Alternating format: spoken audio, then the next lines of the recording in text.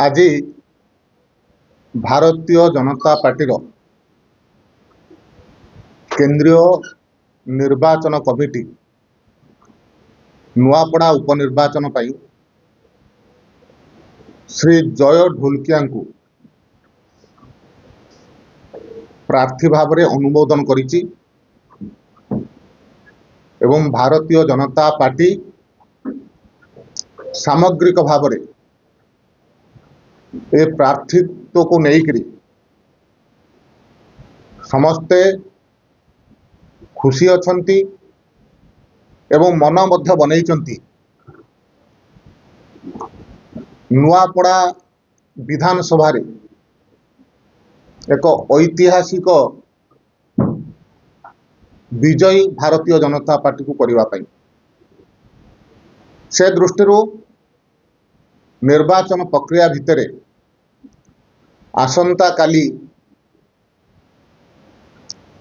नुआपड़ा ठारे भारतीय जनता पार्टी प्रार्थी श्री जय ढोलकिया नामांकन पत्र दाखल करिवे एवं से नामांकन दाखल समय रे 40,000 ऊर्ध्व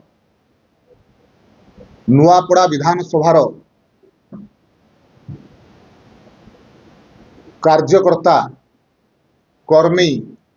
से जगार उपस्थित मध्य रहिबे। तांको सहित ओडिशार मान्यवर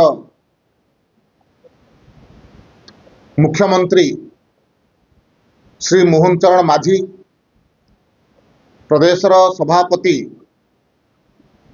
श्री मनमोहन सामल ठारू आरंभ करी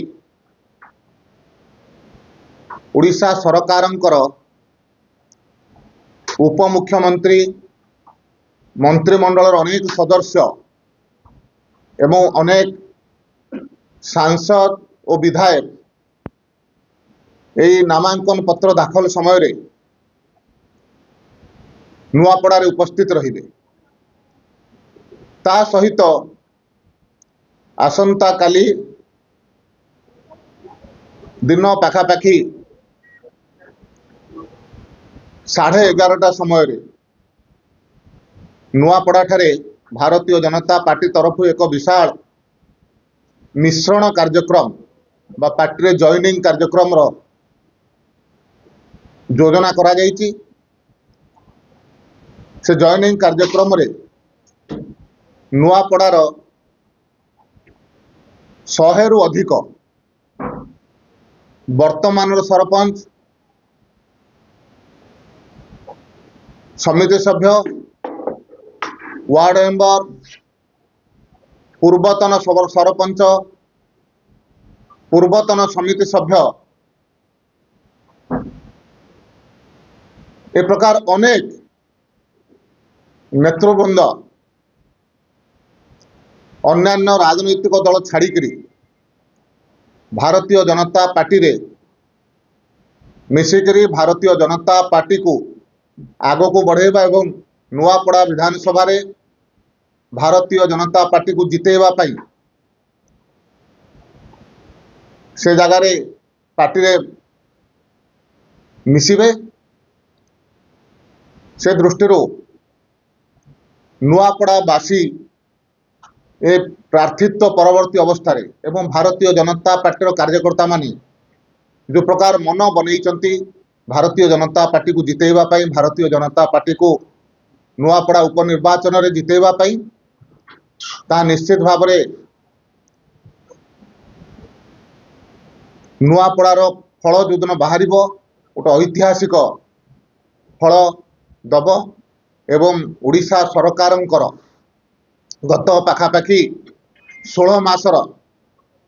जनकल्याण कार्यक्रम एवं केंद्र सरकार रे नरेंद्र मोदी नेतृत्व रे देश रे गत 11.5 वर्ष धरिकी जो प्रकार भाव में गरीब कल्याण एवं दुर्नीति विहीन सरकार गतिशील सरकार देश को भारतीय जनता पार्टी देइछि। ओडिशा को मध्य से प्रकार सरकार भारतीय जनता पार्टी देइथिबा कारणरो तार सपक्ष रे ये जनमत आसीबा पई जाउछि एवं ये जनमत निश्चित भाव में आगामी दिन में ओडिशार राजनीति को प्रभावित मध्य करिवो। ओडिशा राजनीति रे गोटे ऐतिहासिक जनमत भारतीय जनता पार्टी सपक्ष होगा जाउछि।